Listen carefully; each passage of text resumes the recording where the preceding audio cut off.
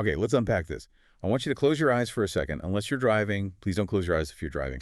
But I want you to picture something. Uh, And I'm warning you right now, it is not a pleasant image. yeah. I want you to visualize a frog. Okay. And I don't mean a cute little cartoon frog sitting on a lily pad singing a song. I am talking about a massive, slimy, wet, warty bullfrog. Mm-hmm. It is sitting right there on your desk, right on top of your laptop keyboard, staring at you with those bulging eyes. And here is the kicker, the part that really makes this metaphor stick. You have to eat it. Right. You have to eat it. You can't just poke it. You can't move it to the side, and you can't cover it with a napkin. You have to pick it up and eat the whole thing. It's such a visceral image. It really is. And this is the central, slightly gross, but incredibly effective metaphor of the book we are diving into today. We are exploring Brian Tracy's absolute classic on personal productivity, Eat That Frog. It is a title that definitely grabs you by the lapels, doesn't it? But, once you get past the initial ick factor of the image, you realize that this is arguably one of the most important metaphors in the history of modern productivity. Oh, absolutely. It's a book that has sold millions of copies for a reason. It really has. I feel like this book is the grandfather of so many modern productivity systems. You see echoes of it in Atomic Habits and Deep Work, in all these contemporary bestsellers. For sure. They all owe a debt to it. But for the listener who might know the title, Yeah. because it is catchy, but hasn't actually read the source material, let's define our terms. What exactly is the frog? The frog is your task. But it is not just any task. It's not checking your email, and it's not, organizing your desktop icons. The frog represents the single biggest, most important task on your plate at any given moment. The one that makes your stomach turn a little bit when you think about it. Exactly. It is the task you are most likely to procrastinate on because it is difficult, it is complex, and frankly, it's intimidating. It's the task that looms over you. It's the beast. Exactly. It's the beast. But, and this is the crucial part that Tracy hammers home, it is also the task that, if completed, will have the greatest positive impact on your life and your career at this specific moment. So the frog is the thing that actually moves the needle. It's the proposal that could get you the promotion, or the chapter of the book you're trying to write, or the difficult conversation you need to have with a partner. Precisely. All of those things. Yeah. And Tracy has this visceral rule from the source material that I absolutely love. He says, if you have to eat 2 frogs, eat the ugliest one first. Which is such a vivid way to put it. Eat Yeah. the ugliest one first. It leaves no room for interpretation, does it? It cuts through the noise, doesn't it? It means if you have 2 important tasks standing between you and your goals, you start with the biggest, hardest, and most complex one first. You don't start with the smaller one to warm up. That's my go-to move, the warm-up. It's everyone's go-to move. But he's saying no. You don't clear the decks of the easy stuff. You eat the ugliest frog while your energy is high and your mind is fresh. That is the core promise of this deep dive today. We aren't just talking about how to work harder. I think we hear that enough hustle culture, grind mindset, sleep when you're dead. This isn't that. No, not at all. We are looking at a fundamental shift in psychology. Right. The source material is a breakdown of 21 specific principles.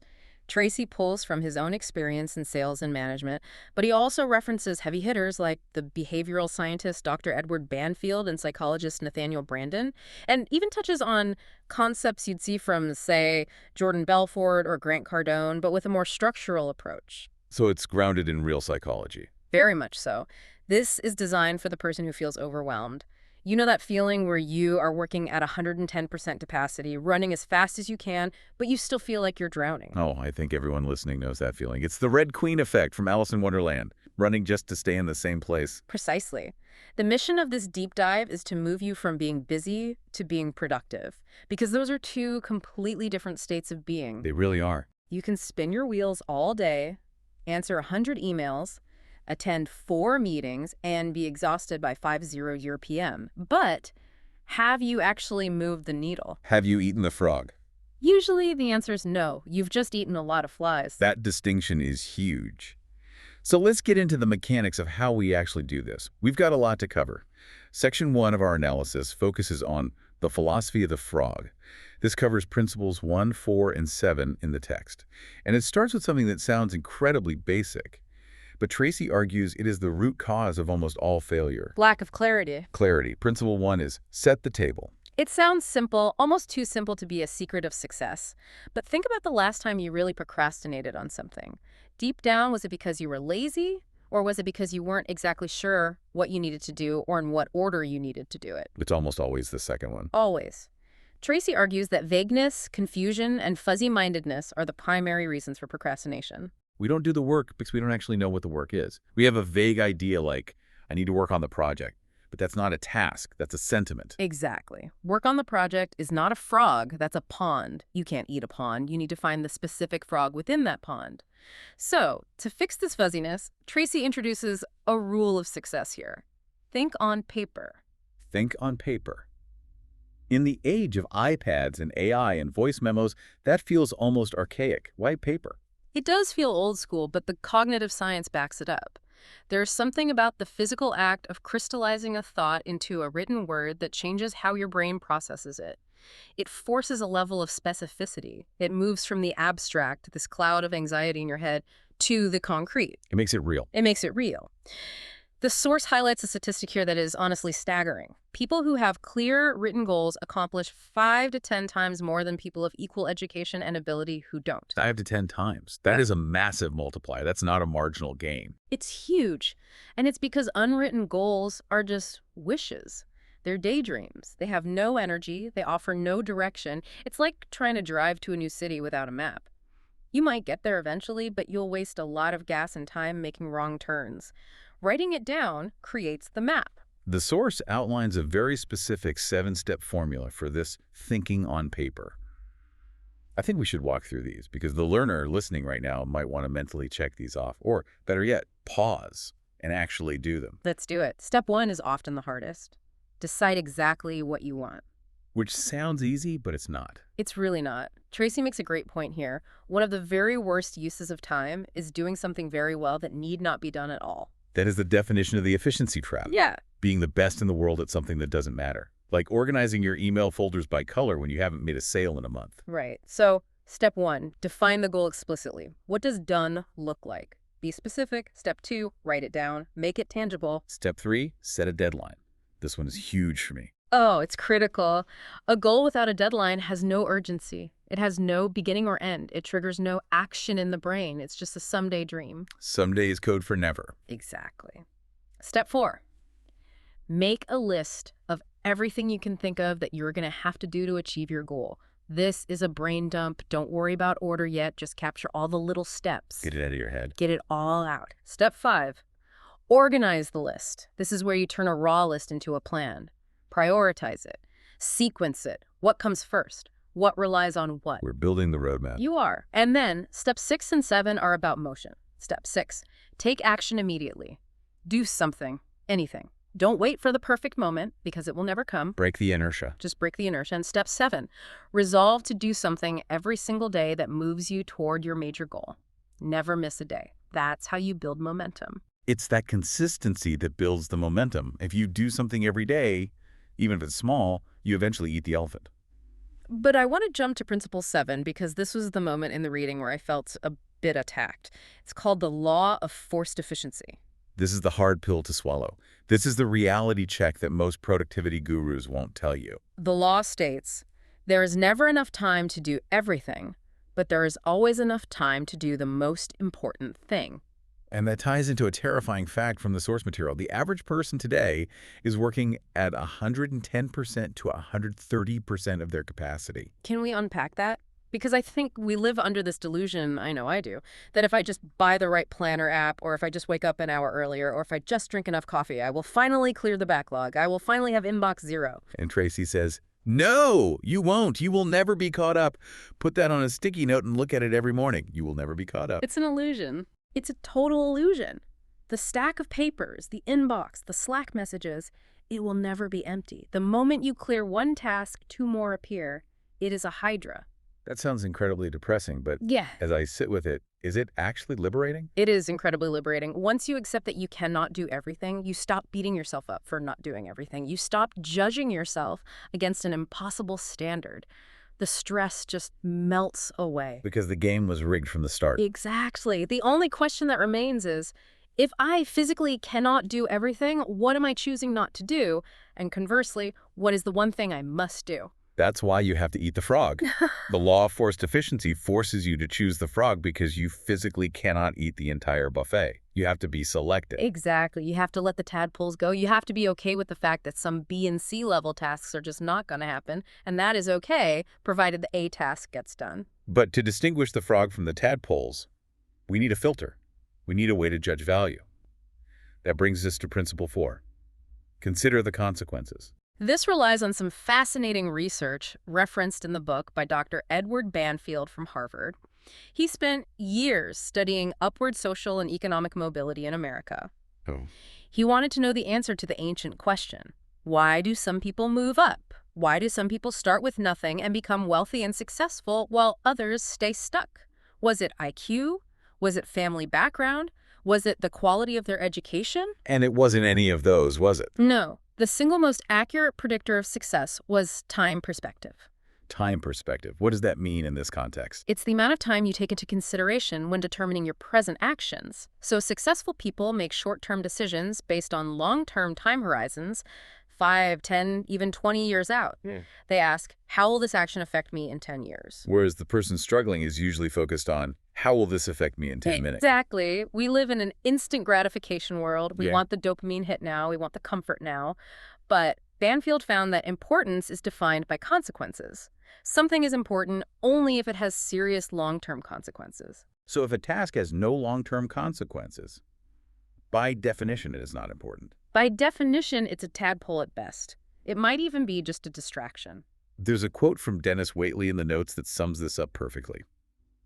Failures do what is tension-relieving, while winners do what is goal-achieving. That's the crux of it. It's so good. Eating the frog is goal-achieving. It moves you toward that 10-year vision.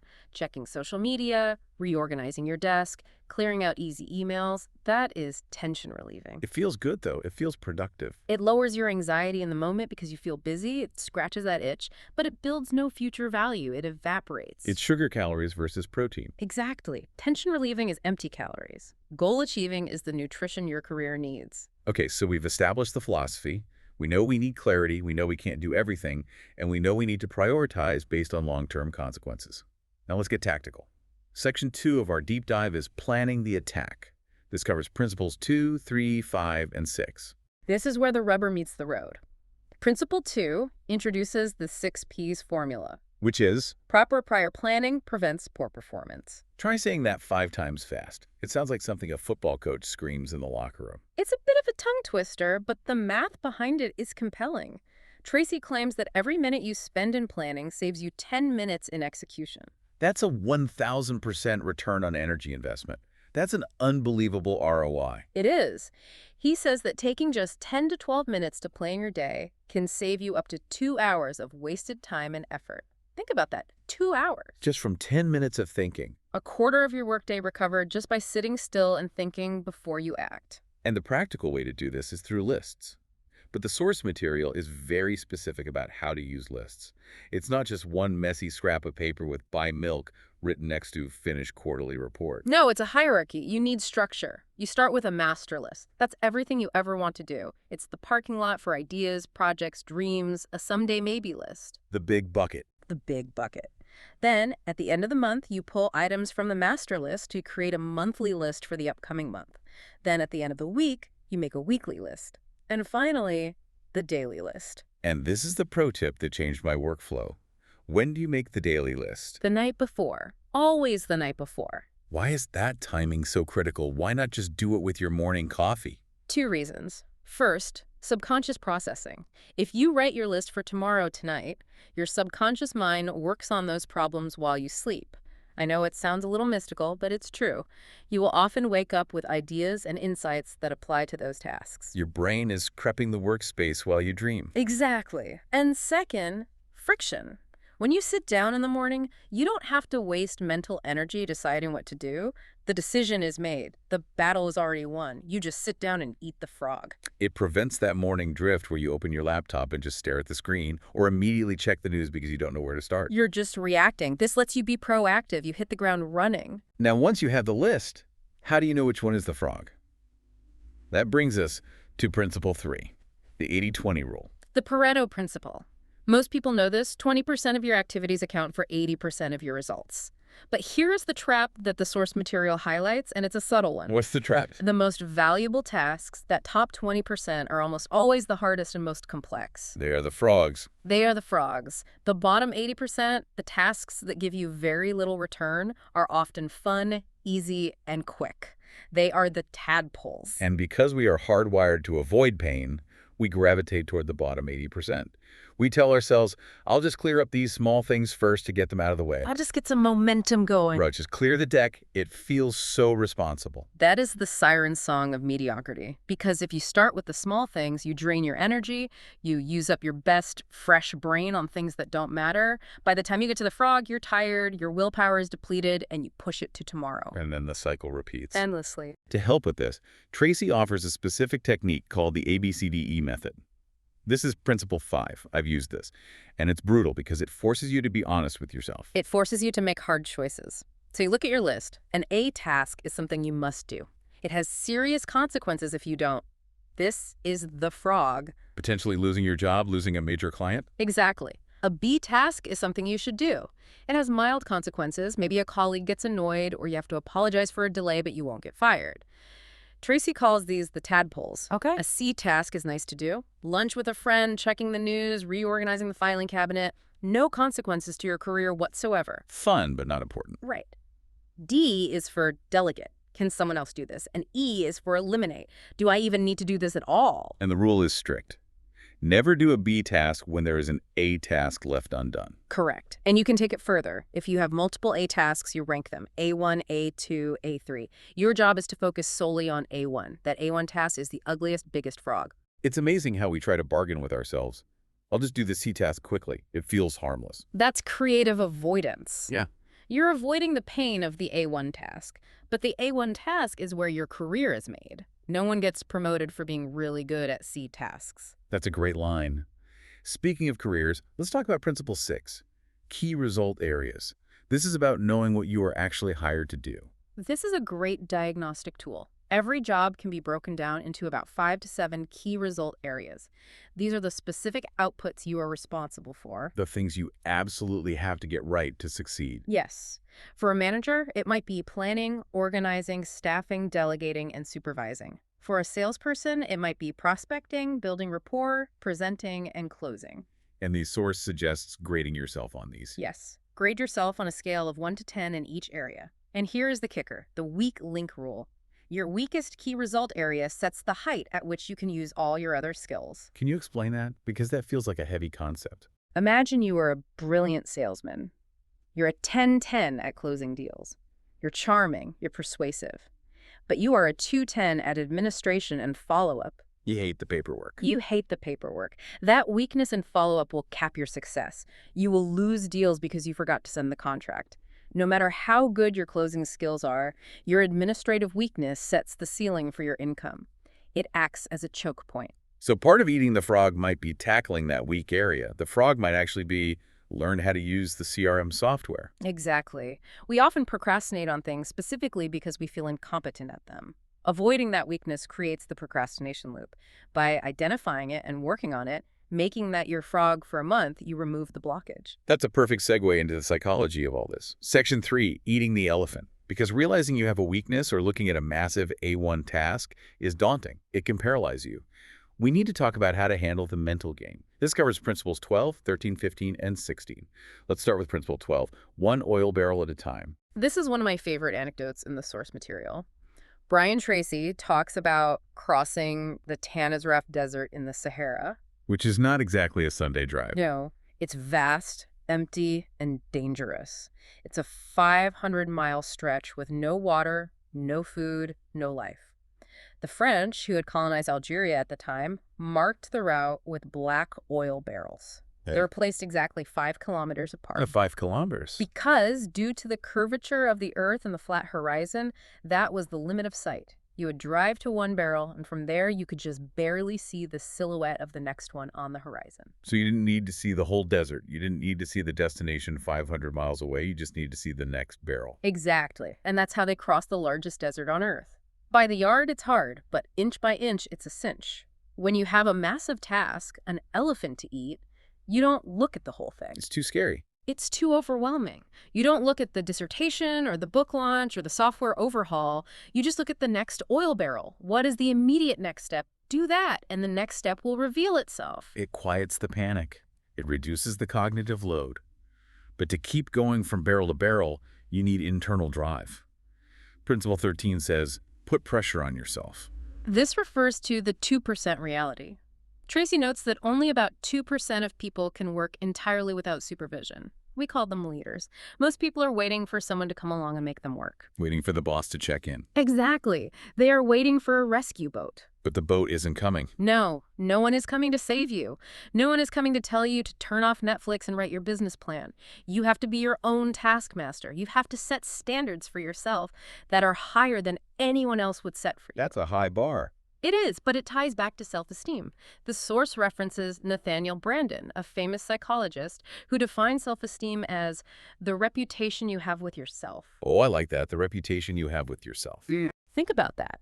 Every time you push yourself to do the hard thing, to eat the frog, your reputation with yourself goes up. You trust yourself more, you respect yourself more, you walk taller. And every time you give in? Every time you give in and do the easy thing, your reputation drops, you feel weaker, you let yourself down. And that erodes your confidence over time. And to keep that reputation high, you need to stay positive. Principle 15. Motivate yourself into action.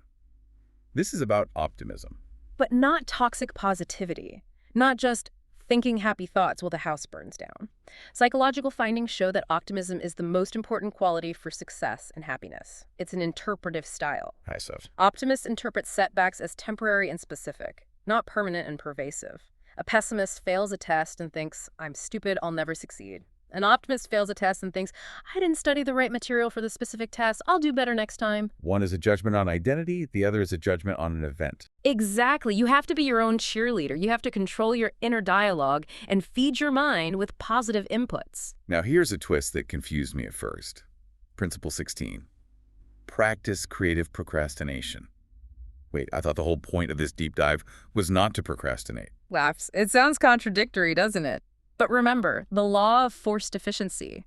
You can't do everything. Therefore, by definition, you must procrastinate on something. That's true. You are procrastinating right now on 1,000 things you could be doing. Mowing the lawn, learning Mandarin, calling your aunt. So the choice isn't procrastinate or not. The choice is, what do I procrastinate on? Exactly. Winners choose to procrastinate on the low-value activities. They procrastinate on the tadpoles. Tracy calls these posteriorities, the opposite of priorities. You need to deliberately decide not to do the small, insignificant things so you can focus on the frog. That is empowering. It gives you permission to let the laundry pile up if you're writing your book. It gives you permission to say no to the meeting that has no agenda. Within reason. But yes, you can only control your life to the degree you discontinue low-value activities. You have to say no to the small things to say yes to the big things. Okay, let's move to section 4, momentum and execution. We've planned, we've psyched ourselves up, now we work. This covers principles 8, 9, 10, 11, and 14. It starts with preparation. Principle 8 is prepare thoroughly. Think of a professional chef. Mise en place, everything in its place. Before you start eating the frog, you need to clear the decks. Get everything you need in front of you. Clear away distractions. The source says, create a workspace you'll enjoy working in. That feels like a C task, an indulgence. It can be, if you spend 3 hours organizing your pens. But the idea is to reduce the friction of starting. If your desk is a chaotic mess, that's one more psychological hurdle to overcome. A clean space is a clean mind. Something like that. If you have to hunt for a stapler or find a file or reset your password, you break your focus before you even begin. You give yourself a valid excuse to quit. You want the runway to be clear so the plane can take off. But sometimes we don't start because we simply don't feel capable. This brings us back to principles 9 and 10. Skill building. Principle 9 is do your homework. Often, procrastination is just a mask for a lack of confidence. And lack of confidence comes from lack of competence. We avoid things we're bad at. Of course we do. It's a defense mechanism to protect our ego. If you feel like you don't know how to do the task, you will avoid it naturally. So the solution is to learn. Continuous learning is the minimum requirement for success. That's the rule. If you upgrade your skills in your key result areas, the task becomes less daunting. The better you are at eating frogs, the more frogs you can eat. It's a feedback loop. A powerful one. If you are afraid of public speaking, take a course. Suddenly that frog of giving a presentation becomes a tadpole. And Principle 10 says to leverage your special talents. Ask yourself, what am I really good at? What do I enjoy? What has been responsible for my past successes? Focus your energy there. We all have unique strengths. There are certain things you can do that, if done well, will make a massive difference. So don't try to be a jack of all trades. Don't try to be average at everything. Be excellent at the few things that matter for your key results. Now, what if you're trying to work, but something is blocking you? Principle 11, identify your key constraints. We touched on this with the weak link, but it applies to specific tasks too.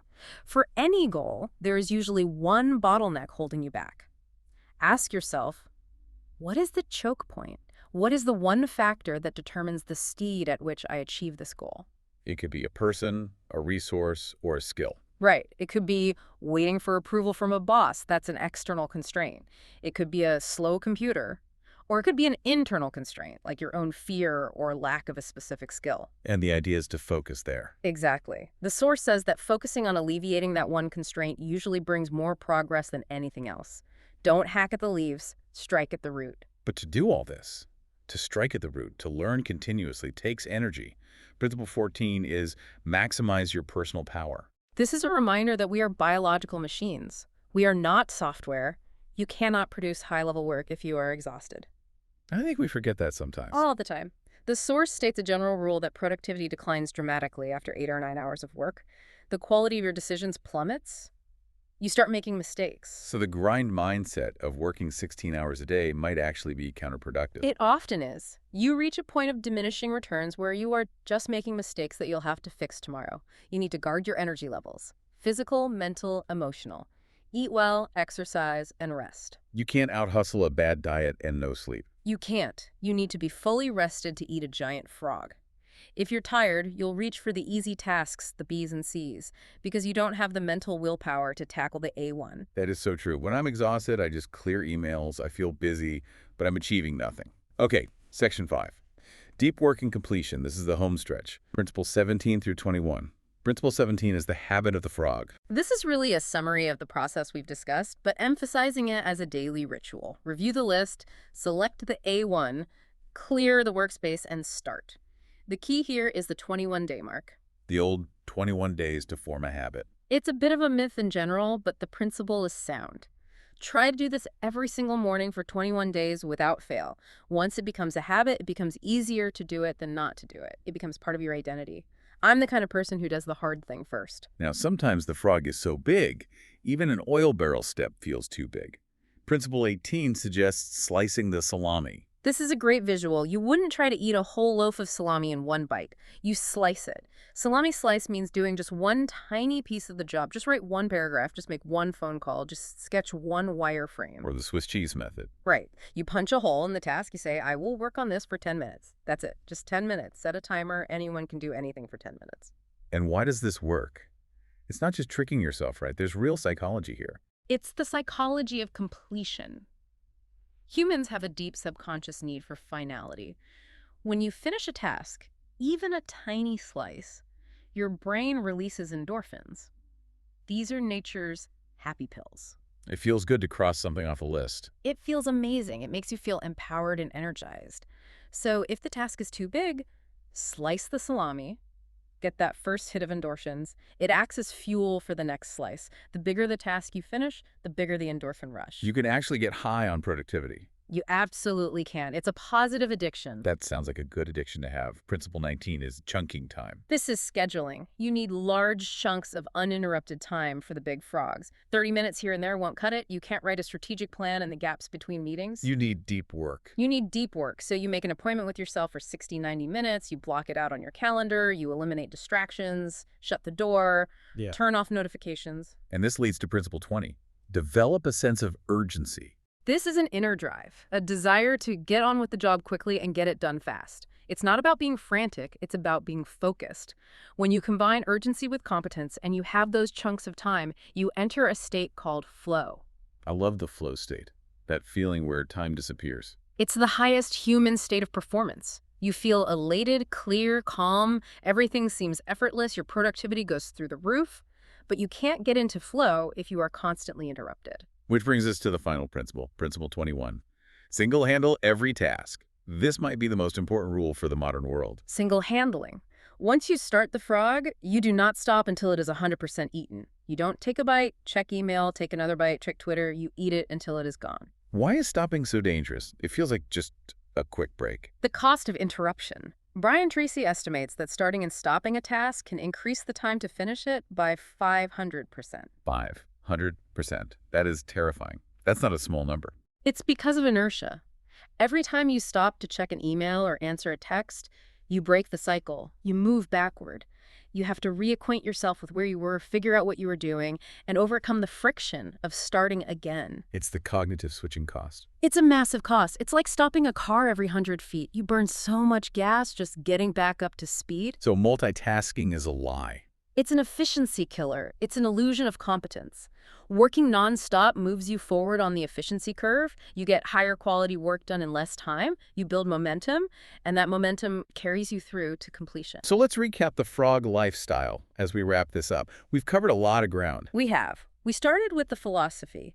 Clarity is king. Think on paper. Accept that you can't do everything. The law of forced efficiency. That's the liberating part. We moved to tactics. Plan every day in advance, the 6 Ps. Use the ABCDE method to find your frog, the A1 task. We talked psychology, one oil barrel at a time. Be an optimist. Procrastinate on the small stuff creatively. The fun kind of procrastination. And finally, execution.